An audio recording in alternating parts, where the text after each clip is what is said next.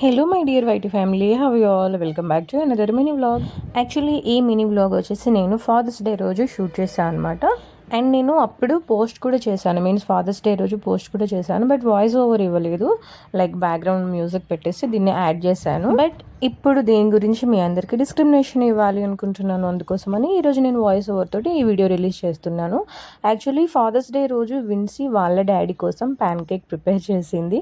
So ఎలా prepare చేసింది అనేది ఈ వ్లాగ్ అనమాట. సో యాక్చువల్లీ మార్నింగ్ విన్సీ నిద్ర లేచాక తను ఎవ్రీడే గుడ్ మార్నింగ్ అని చెప్పి మమ్మల్ని విష్ చేస్తుందనమాట.